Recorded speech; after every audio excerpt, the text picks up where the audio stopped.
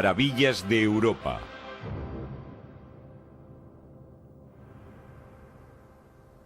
La Europa subterránea.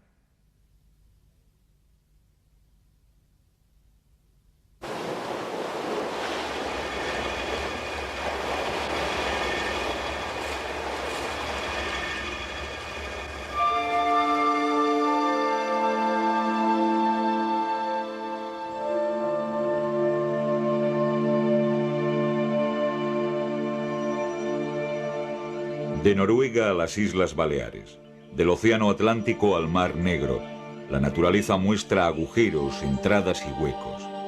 Hay un sinfín de aberturas en las montañas o bajo el mar, unas de tan solo unos metros, otras anuncian insondables abismos y pasajes. El mundo subterráneo europeo es incuestionablemente el más minuciosamente explorado, el mejor conocido y uno de los más fantásticos del mundo.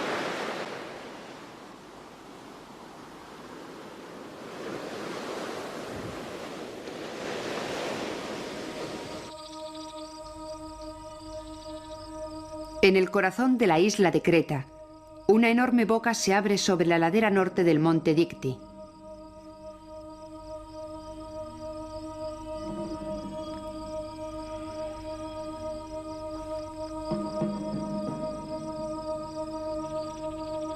De acuerdo con la mitología, Zeus nació en estas profundidades. Desde 2000 años antes de Cristo, y durante varios siglos después, los hombres han acudido a este lugar para venerar a su dios supremo. A lo largo de la historia, las ásperas rocas que rodean la cavidad se utilizaron como altares en los que se ofrecieron miles de sacrificios.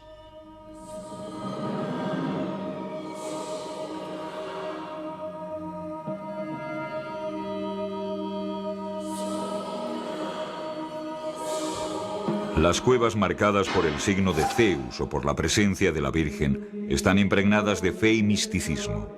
En Francia, en las montañas de Jura, en Remonot, una cavidad bajo la roca da paso a un habitáculo subterráneo que ha sido convertido en capilla. Este lugar ha estado dedicado a la oración desde el siglo VII.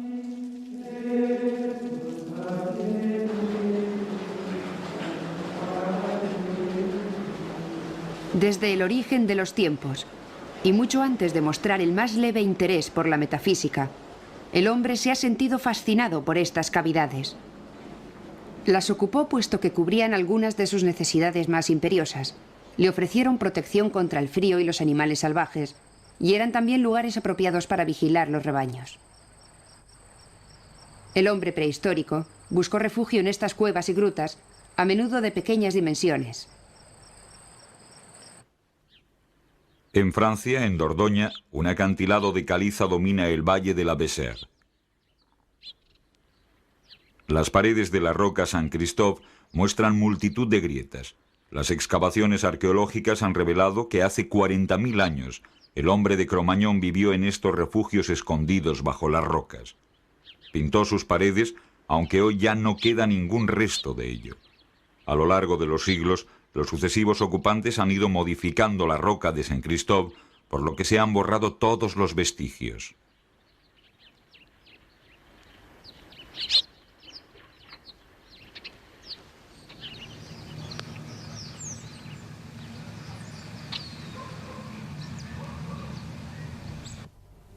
Durante el pasado siglo, se descubrió en Europa el talento de nuestros ancestros en la oscuridad de las cuevas que les servían de protección. En este continente encontramos algunas de las pinturas rupestres más bellas del mundo.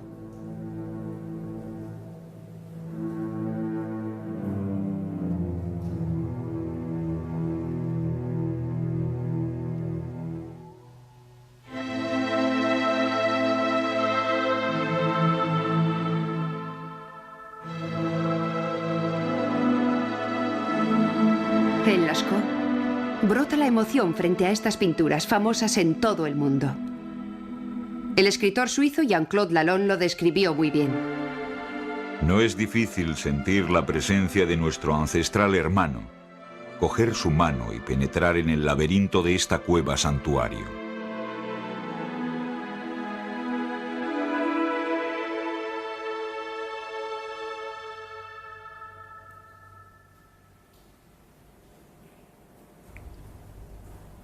El hombre no fue el único mamífero que buscó refugio en las cuevas. El oso cavernario solía visitarlas habitualmente. Era el carnívoro más grande de Europa en la era cuaternaria. Es posible imaginar el aspecto de este poderoso animal gracias a los numerosos huesos que han sido encontrados, especialmente en el sur de Alemania, en Karlsruhe, o aquí, en las cuevas de Ursilor, en Rumanía.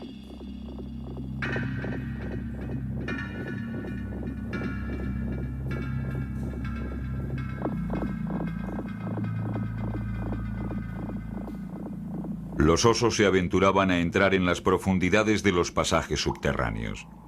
Allí se protegían del frío. Sin embargo, la humedad de estos lugares favorecía la propagación de enfermedades.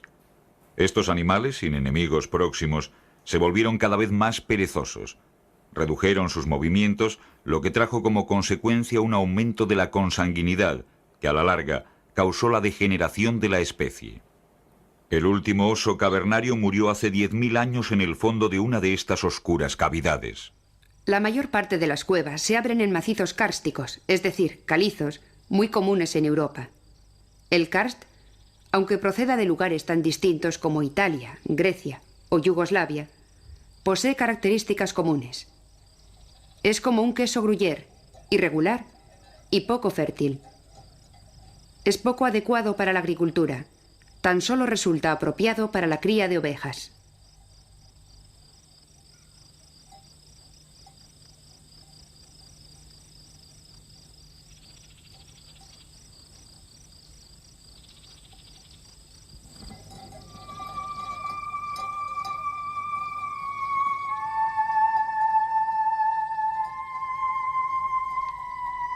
Los pastores, sin embargo, prefieren mantenerse alejados de estos agujeros negros.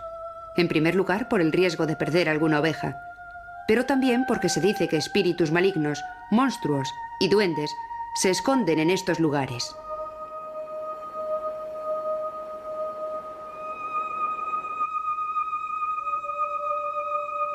Las cuevas alimentan gran número de leyendas. Una de ellas se sitúa en el sur de Francia, en el corazón de las gargantas del río Hérault.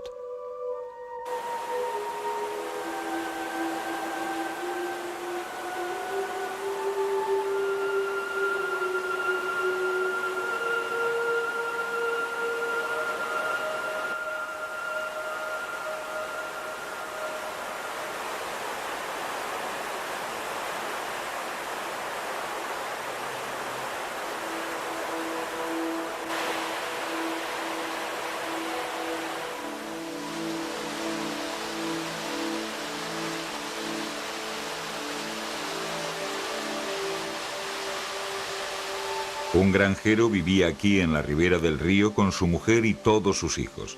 Todos, excepto uno, el mayor, que había sido enviado a la altiplanicie a trabajar como pastor. Cuidaba de las ovejas en el cos, como dicen aquí.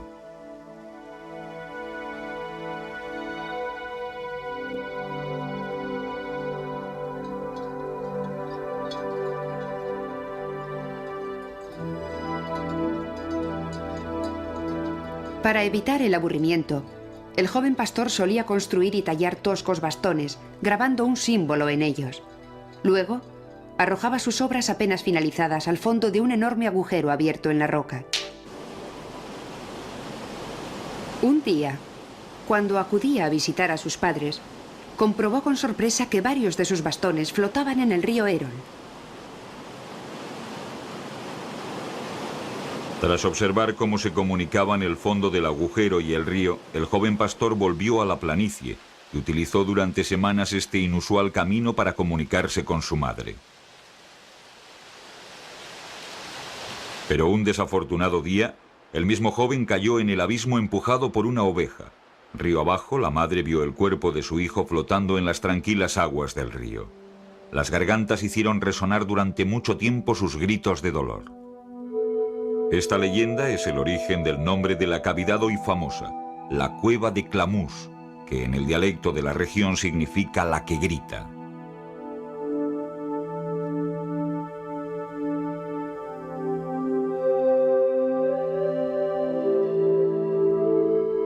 En un radio de 100 kilómetros alrededor de Clamús, la región presenta una concentración de maravillas subterráneas única en el mundo.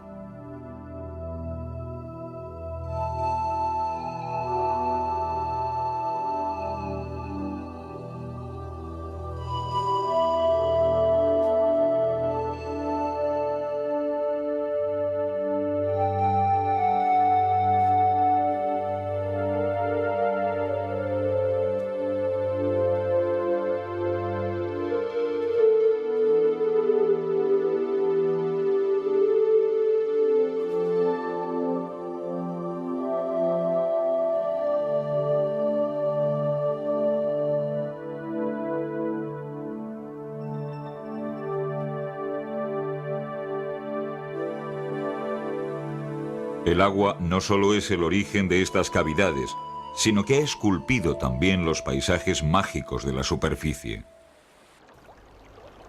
A lo largo de varios kilómetros, el arroyo Bonner, que significa felicidad, serpentea por la superficie de la planicie calcárea. Como su nombre indica, es un arroyo tranquilo hasta el punto en el que choca contra el acantilado y desaparece en el Cosh. Entonces, nos da un testimonio único de erosión subterránea activa.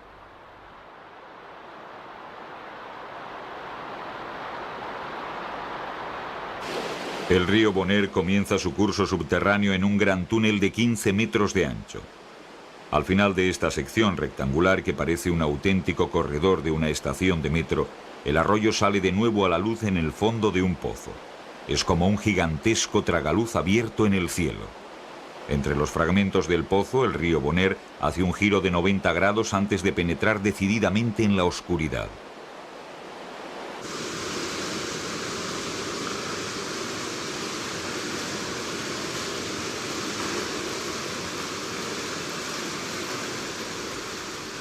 Aquí todo es dantesco y siniestramente bello.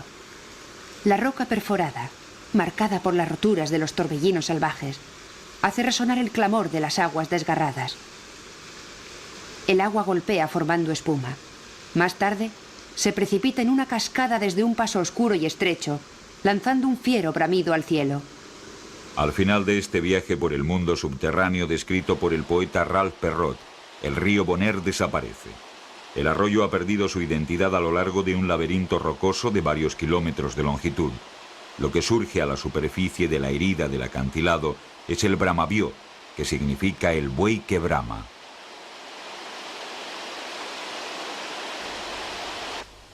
Con el paso de los años, las aguas llevarán a cabo su trabajo y agrandarán las galerías. Las bóvedas se desplomarán. La cueva se convertirá en un cañón. Y el Bonner saldrá a la superficie de nuevo.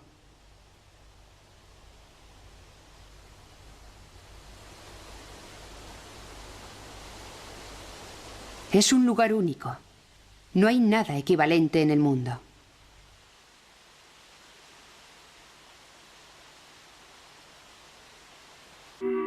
El siglo pasado, Edouard Alfred Martel, un gran espeleólogo, se sintió fascinado por el bramavió. Este hombre apasionado arriesgó su vida en multitud de ocasiones explorando el mundo subterráneo. Es considerado el padre de la espeleología.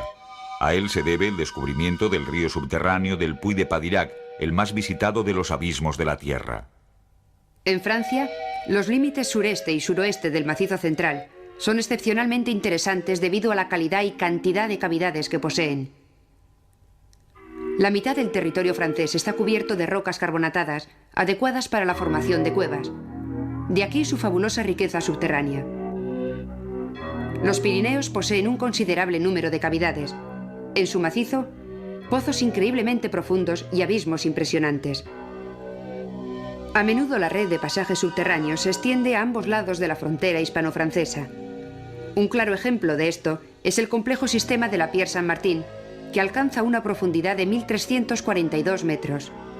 Para continuar descubriendo la riqueza del mundo subterráneo francés, debemos dirigirnos al este, al Piedmont alpino. Allí se alzan las murallas de un auténtico fuerte. Es el macizo de Vercors. Estos imponentes y altos acantilados se componen de una caliza muy antigua de varios cientos de metros de grosor, hendida, rota y roída por las aguas que caen del cielo. El monte Aiguille erige su peculiar silueta en el borde de este macizo de Vercors. Se alza como un magnífico vigilante. Su separación del macizo fue debida a la progresiva recesión del acantilado. En oposición a este monolito que se ofrece a la luz, el macizo de Vercors despliega un mundo oscuro hecho de gargantas, cavidades y abismos. Los espeleólogos han encontrado más de 1500 entradas a pasajes y cuevas, un paraíso para sus ojos. Este arco rectangular rocoso se eleva sobre dos gigantescas simas erosionadas que le dan su nombre, Bats de Sassenage, a la cueva donde nacen las aguas del río Yerme. La leyenda cuenta que los Bats de Sassenage son la guarida de Melusina. Melusina es el hada de las aguas.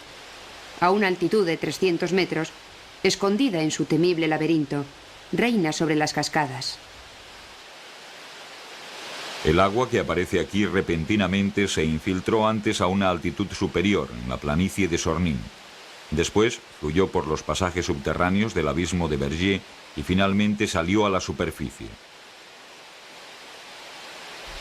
El abismo de Vergier se abre sobre los Bats de Sassenage, alcanza unos 1192 metros. Es una de las cavidades más profundas del mundo y el reto de los grandes espeleólogos. Europa es la cuna de la exploración subterránea. El primer dato escrito acerca de una cueva explorada se encuentra en el famoso Postoiška Jama en Eslovenia. La inscripción fue efectuada en el año 1213, a más de 1 kilómetro de la entrada. En Eslovenia, Austria y Francia, las federaciones de espeleología jugaron un papel muy importante en el descubrimiento de la oscuridad subterránea.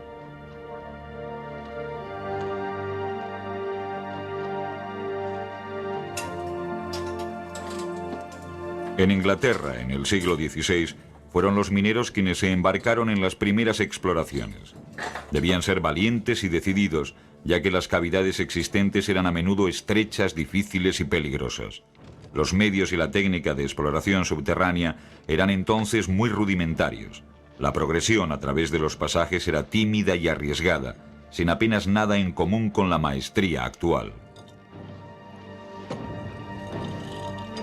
El interés por las galerías oscuras surgió muy lentamente y de forma indirecta. En el siglo XVIII, los alemanes comenzaron a adentrarse en el mundo subterráneo con el único objetivo de proseguir sus investigaciones arqueológicas. Sin embargo, al mismo tiempo, comienza la exploración sistemática de las cavidades en todo el continente.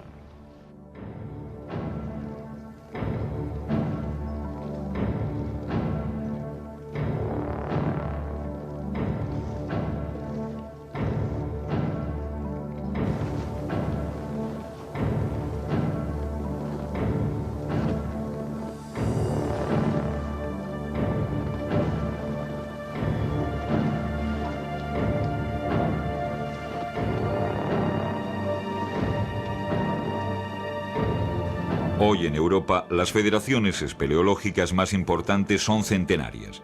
Miles y miles de galerías han sido exploradas y muchas cuevas han sido abiertas al público.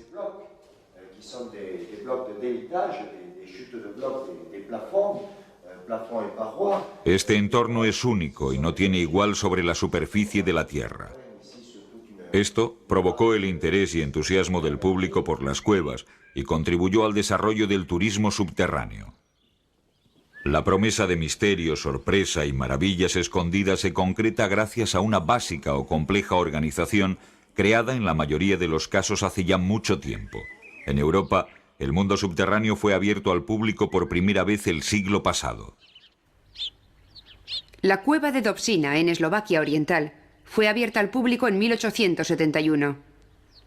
En este paraíso eslovaco, la cueva se abre en una montaña caliza a una altitud de 970 metros y fue la primera cueva del mundo dotada de electricidad. En 1887 fue posible contemplar las fabulosas formaciones de hielo de esta cueva gracias a la luz artificial.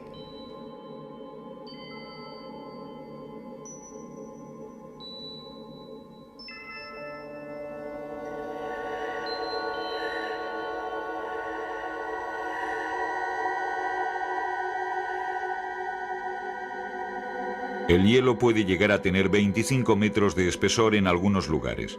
Su masa se estima en 150.000 metros cúbicos. Esta cantidad varía, ya que la masa de hielo se modifica cada año. La cueva tiene casi 1,5 kilómetros de longitud, pero tan solo 475 metros son accesibles al público. Como en todas las cuevas acondicionadas del mundo, cada cámara y lugar característico recibe un nombre.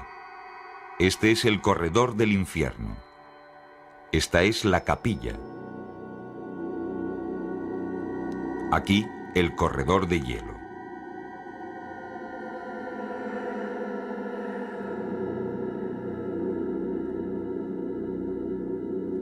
La gran cámara tiene 120 metros de longitud y 60 de anchura. La altura es de 11 metros.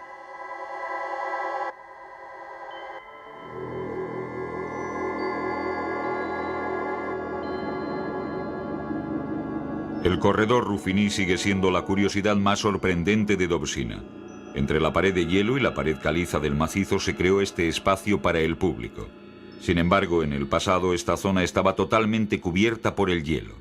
El aire relativamente caliente que surge del fondo de la cueva ha derretido el hielo y ha creado este pasaje vacío de hoy en día.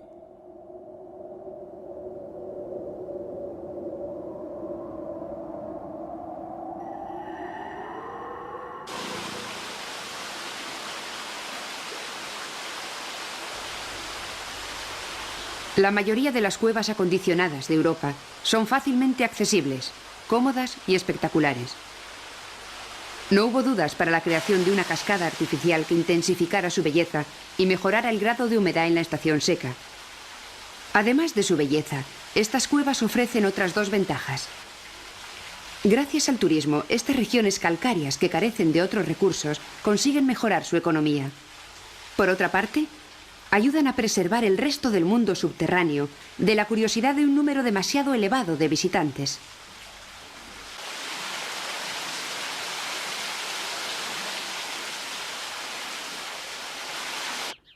Aquí, en Austria, al sur de Salzburgo, en el macizo de Tenen, la cueva se abre a una altitud de 1.650 metros y se llega a ella en teleférico.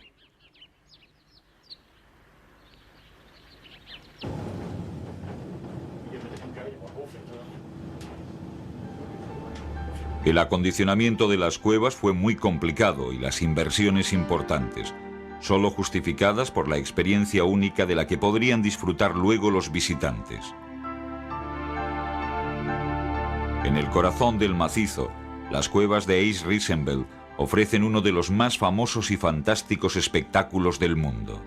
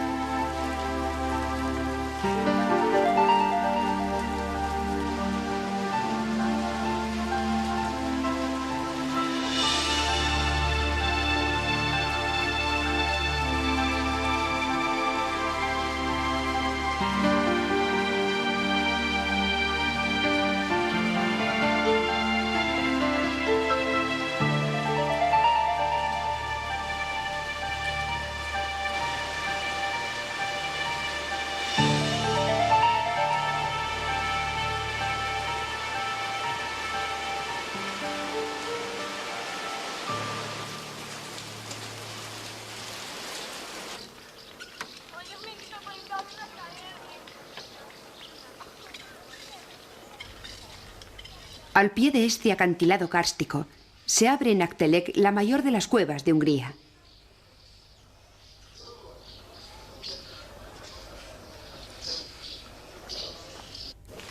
Este inmenso laberinto ha llegado a ser mundialmente famoso por la longitud de su entramado. Los corredores alcanzan los 24 kilómetros, continuando 5 kilómetros en Eslovaquia, donde le llaman la Cueva Dómica, y donde también ha sido acondicionada para el turismo.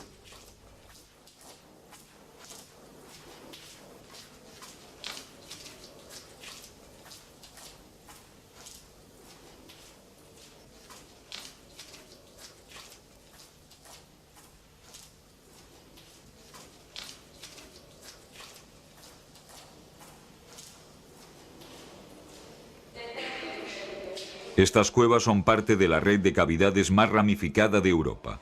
Fueron habitadas probablemente durante la Edad de Piedra. La cueva Baralda permanece abierta al público desde el siglo pasado. Hoy recibe más de 250.000 visitantes al año.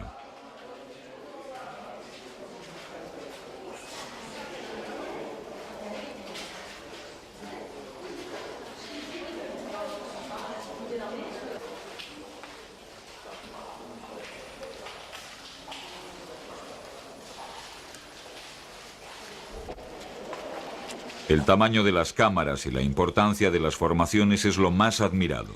Sus formas, intensificadas por el efecto de la luz, estimulan la imaginación.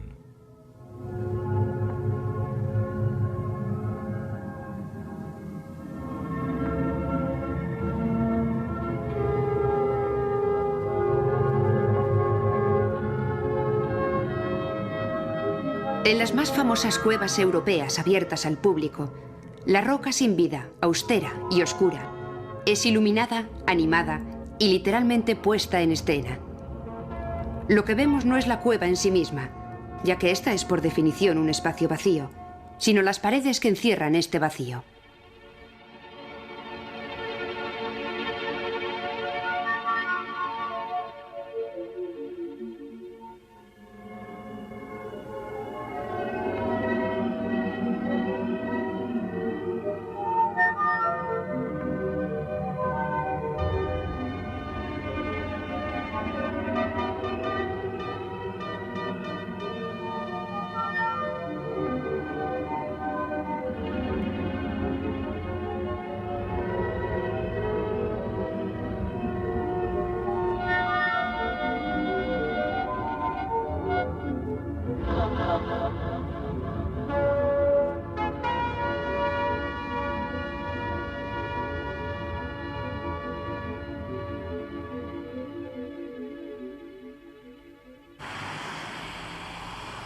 Este pequeño tren recorre Bélgica. Habitualmente deja la pequeña ciudad de Anne-sur-Lez y recoge sus pasajeros en la falda del Monte Buen. Allí se abre una de las mecas del turismo subterráneo.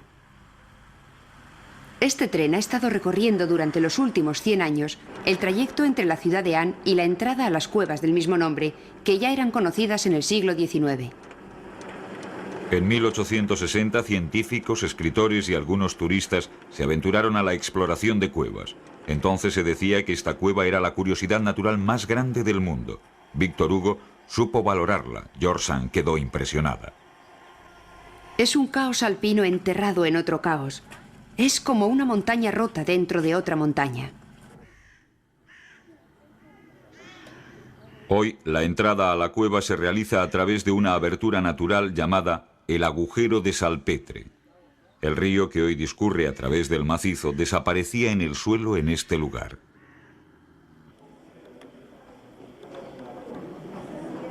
Gracias a su acondicionamiento, las cuevas de Anne ofrecen a los visitantes un descubrimiento cómodo y espectacular.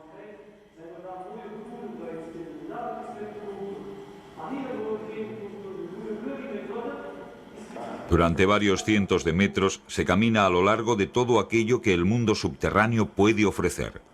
Todo está perfectamente iluminado, explicado y presentado. El descubrimiento del río Lez es uno de los momentos cumbres de la visita, principalmente porque los turistas pueden seguir su curso varios cientos de metros en barcos eléctricos.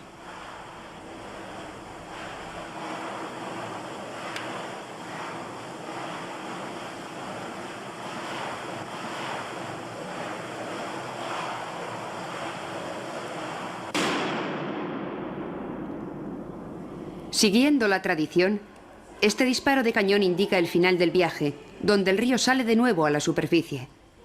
Todos los años, invierno y verano, 300.000 visitantes atraviesan esta entrada donde surge el río Les.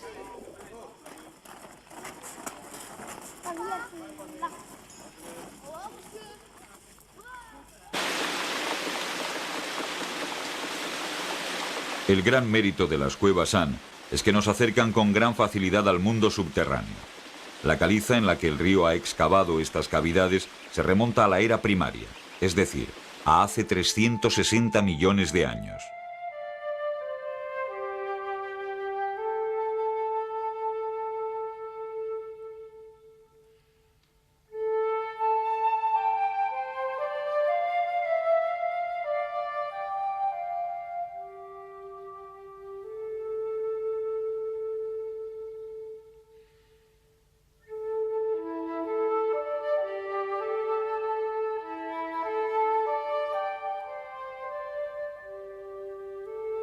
Estos fósiles son vestigios de invertebrados que vivieron en un océano templado y poco profundo, más exactamente, en una laguna protegida por un arrecife de coral. Se remontan a la época en la que el mar cubría el territorio belga.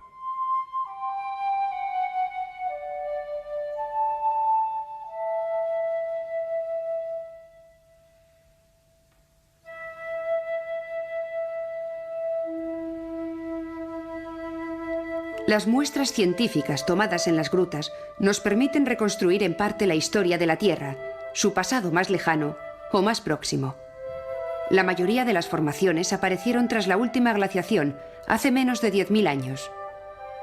Gracias a los estudios efectuados mediante el carbono 14, es posible medir su ritmo de crecimiento, lo cual pone en evidencia progresiones muy variables, de 2 milímetros a 10 centímetros por siglo.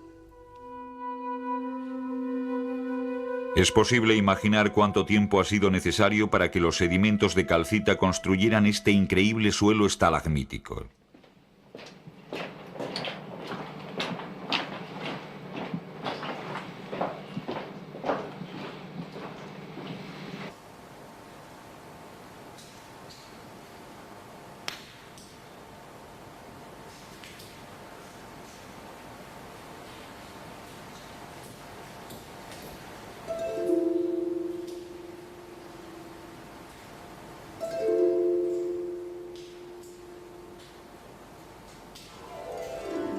Cuando una gota de agua cae desde el techo de la galería al suelo, deposita una infinitesimal cantidad de calcita.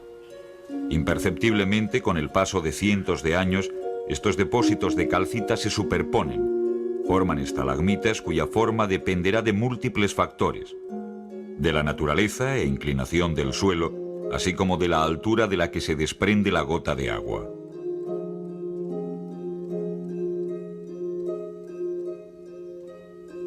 Cada estalagmita es única, en muchas ocasiones aislada y a menudo insólita.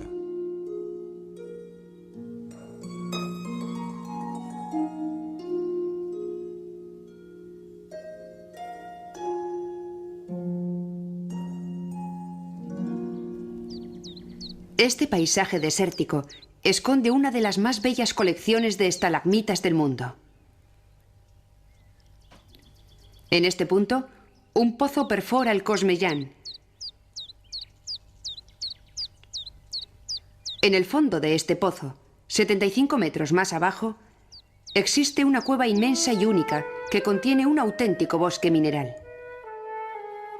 El bosque virgen, como es llamado, está formado por 400 estalagmitas, árboles de piedra de forma fantástica, algunos de 25 metros de altura.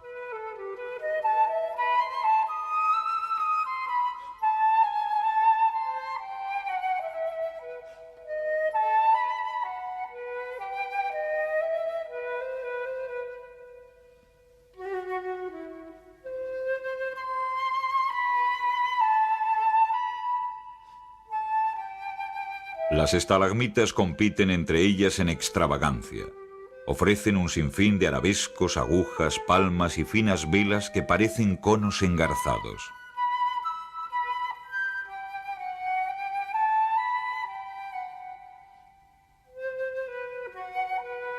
Las estalagmitas adoptan estas complejas formas cuando el suministro de agua de la cueva y el contenido de carbonato cálcico del agua son irregulares. El agua que forma perlas en el techo de las cuevas es agua de lluvia filtrada a través del macizo calizo.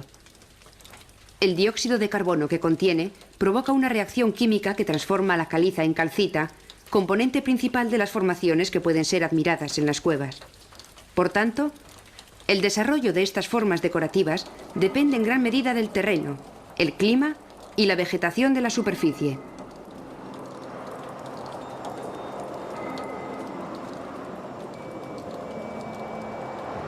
Si el terreno permanece helado, el agua no puede filtrarse en las grietas de la caliza. Si la vegetación es escasa, el agua contiene poco dióxido de carbono.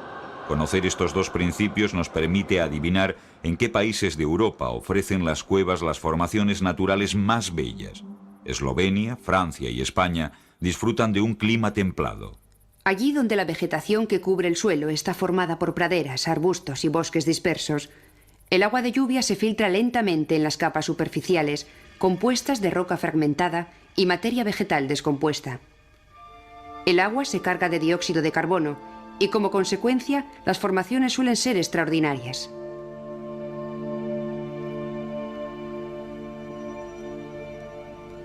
Por el contrario, en zonas más kársticas y frías, como Inglaterra, donde los bloques de caliza han sido literalmente desgastados por los glaciares, la falta de vegetación da lugar a formaciones dispersas y de formas limitadas. Cuando la gota de agua se filtra por la capa de caliza y emerge en el vacío de una cueva subterránea, se encontrará suspendida en el techo sometida a la atmósfera de la cueva. El aire de la cueva es químicamente similar al del exterior, contiene poco dióxido de carbono, al contrario que la gota. Esto provoca un desequilibrio y por tanto una reacción química. El dióxido de carbono del agua es liberado en el aire de la cueva. Entonces, puesto que la gota de agua está sobrecargada de caliza disuelta, se forma un precipitado de calcita. Un pequeño anillo de calcita se deposita alrededor de la gota. Gota a gota, estos pequeños discos perforados se unen unos a otros y forman tubos transparentes y muy frágiles llamados comúnmente macarrones.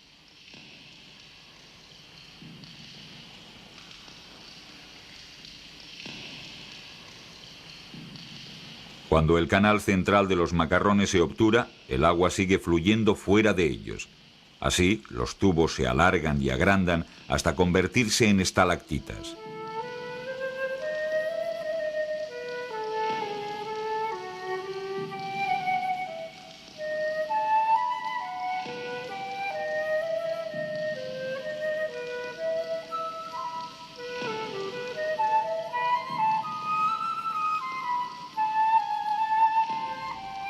Las estalactitas y estalagmitas son tan solo algunas de las formaciones. Esta formación circular y plana, decorada con estalactitas, cuelga del techo de la cueva de Cabrespín. Es un disco, una formación singular cuya superficie puede alcanzar varios metros cuadrados.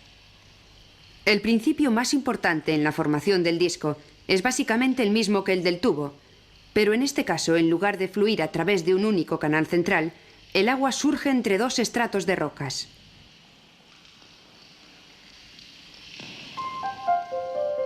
El camino que siguen las gotas de agua filtradas determina la silueta de las formaciones. Sobre las paredes inclinadas, las gotas se deslizan y bordean los obstáculos. Los primeros millones de gotas que se filtran forman una especie de cresta cristalina fiel a la topografía.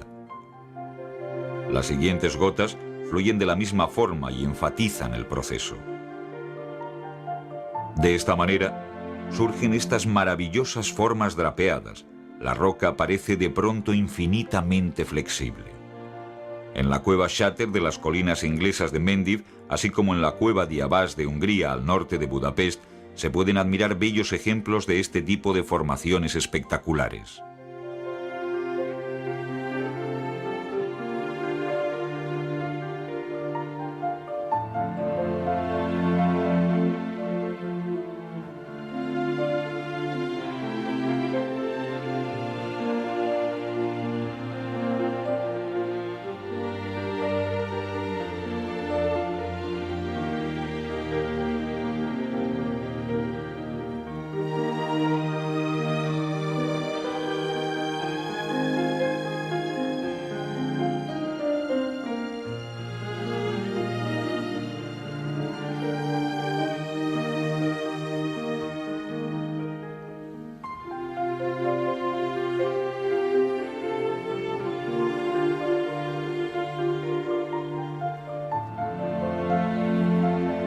Las cuevas de Han contienen no solo magníficos drapeados, sino también bellos ejemplos de gurs.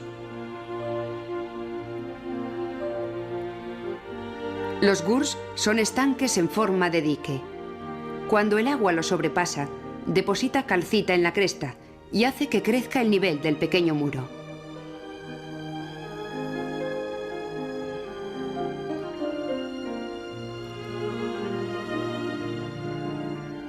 Este auténtico encaje mineral de la cámara de coral de esta cueva belga está compuesto de una serie de pequeños depósitos de agua cuyas paredes crecen por capilaridad. Son llamados microgurs.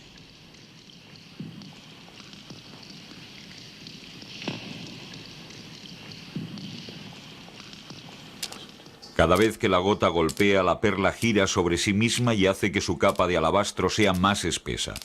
Pocas son las cuevas acondicionadas para el público donde este fenómeno puede ser visto. En Travic, una cueva en el sur de Francia, la formación es muy rápida. En el fondo de esta cuenca natural, algunos fragmentos de polvo de roca quedan recubiertos con capas concéntricas de calcita blanca hasta que crean una perla de cueva. Formaciones inusuales, que no se ven afectadas por la ley de la gravedad, a veces afloran sobre las paredes o las estalactitas. Serpentinas, espuelas y cristales se multiplican en un encantador desorden. Son denominados excéntricos. Igual que en los tubos, el agua fluye y deposita la calcita en el interior de las formaciones excéntricas, pero aquí el conducto interno es tan pequeño que el movimiento del agua se produce por capilaridad y no a causa de la gravedad. La cueva pirenaica de Moulis nos muestra cristales de una belleza increíble. No están compuestos de calcita, sino de aragonito, que es otra estructura atómica de carbonato cálcico. El aragonito puede adoptar también formas de serpentina, pero cuando cristaliza en largas agujas es aún más espectacular. En la cueva Cabrespin, suntuosos grupos de blanco inmaculado florecen sobre las paredes.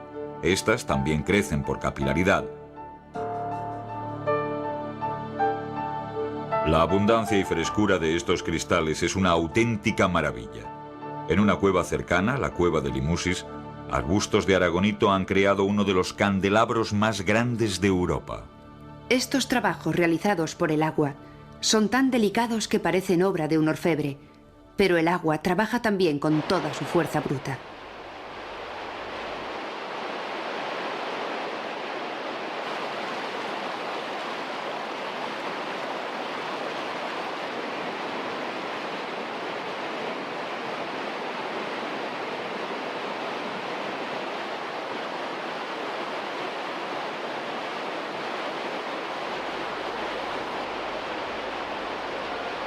Muy similar a un río de superficie, el agua subterránea erosiona y rompe la roca.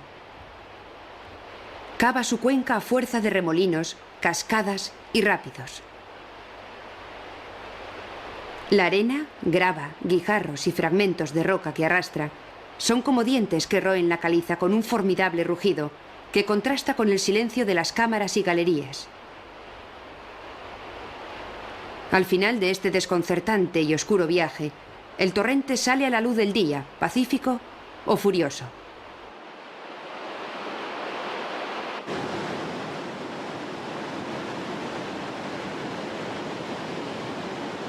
Este torrente de espuma marca el espectacular nacimiento de un arroyo que tan solo tiene unos pocos kilómetros de largo. Este pequeño río de la montaña de Jura se llama Lisson. El Lisson sale a la superficie a través de una inmensa apertura tallada en el acantilado de caliza. El nacimiento de este río es uno de los más bellos ejemplos que se pueden ver en Europa.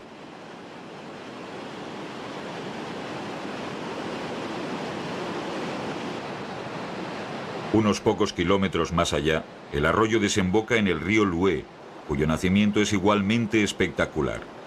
De dónde provenían estas aguas fue un misterio por mucho tiempo, hasta que un día de 1901, la explosión de depósitos de ajenjo en la ribera del cercano río Doubs le dio al Louet su color y olor característicos.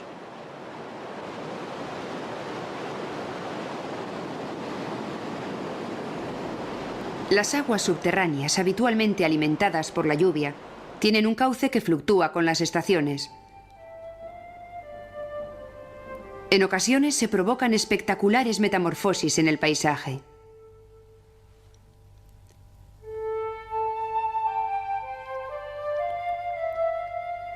En la fuente de Vauclise, un inmenso puchero se abre en el fondo de los altos acantilados de caliza.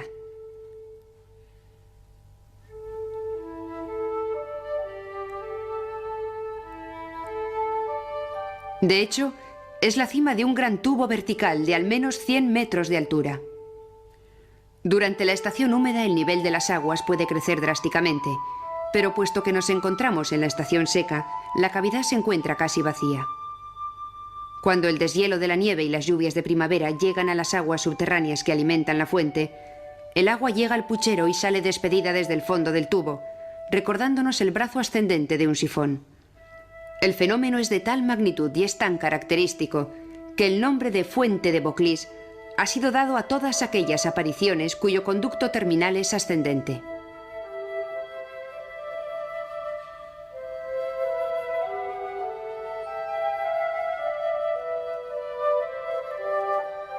Cuando el agua comienza a subir de nivel, no solo llena el puchero, sino que lo sobrepasa en la tormentosa cuenca de un torrente que surge solo esporádicamente.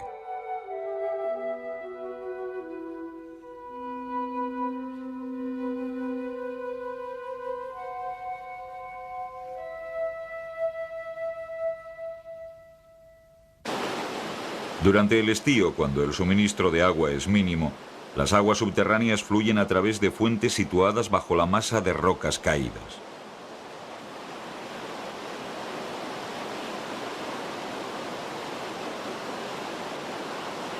El abismo inundado de la fuente de Vauclise fue explorado por primera vez por buceadores en 1878. Posteriormente, fue posible descender hasta 500 metros, pero tan solo con un equipo de control remoto. Los sifones y las galerías inundadas son obstáculos en la progresión de la exploración subterránea, pero son a su vez una invitación a descubrir un mundo virgen. Las últimas tierras desconocidas en el continente europeo son probablemente pasajes sumergidos.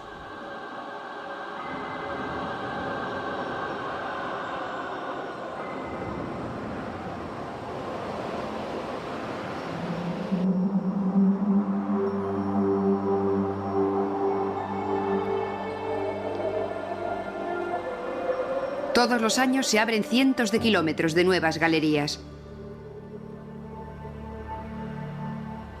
Este tipo de descubrimientos obligan a tener conocimiento de técnicas de buceo, así como de espeleología. Los suizos son maestros de la espeleología en aguas subterráneas, aunque belgas, ingleses y franceses les siguen de cerca.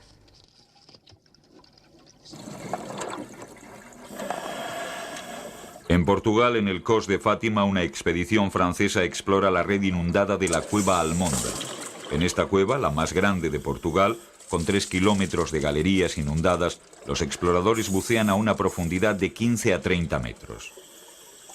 Las medidas de seguridad son absolutas. 2 botellas, un doble juego de accesorios, varias luces sobre el casco, una cuerda de seguridad y respeto absoluto de la regla de los tercios.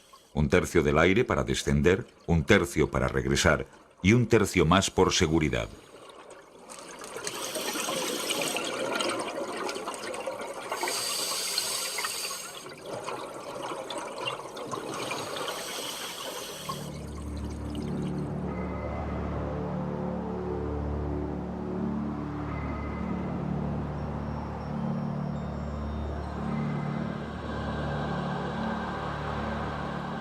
Mientras se bucea, encuentros de este tipo no son habituales.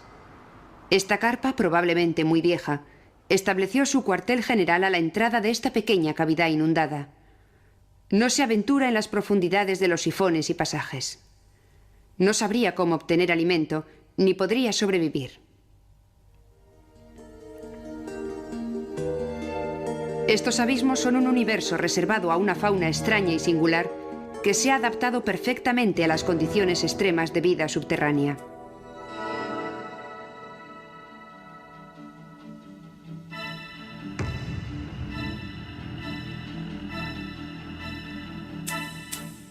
Este es el más extraordinario de todos los animales de las cuevas de Europa. Vive en los ríos subterráneos en la región de Postonia, en Eslovenia. Los anglosajones lo han denominado man-fish, pez hombre. No solo tiene 4 extrañas patas, sino que además es ciego y carece de pigmentación.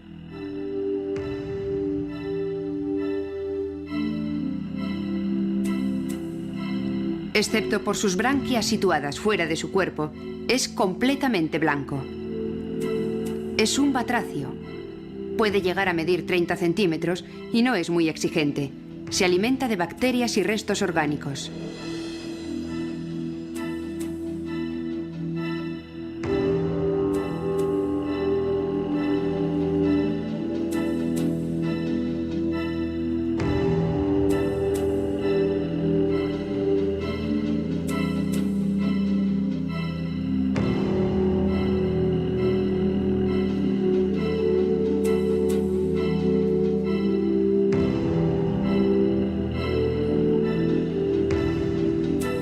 Existen en Europa alrededor de 30 especies de la familia de los quirópteros, palabra que significa manos aladas. Aunque el murciélago no vive de continuo en cuevas, es sin duda el más representativo de los animales del mundo cavernario. Este simpático animal está dotado de un sistema de sonar altamente sofisticado. Sin embargo, la leyenda negra ha caído sobre él, y por miedo o estupidez, a menudo ha sido clavado vivo en las puertas de los graneros. Su elegancia de vuelo y complejidad eran desconocidas, así como lo fue por largo tiempo la riqueza y belleza del mundo subterráneo. El murciélago simboliza los sentimientos contradictorios que el hombre mantiene con este universo oscuro, a veces llamado también el sexto continente.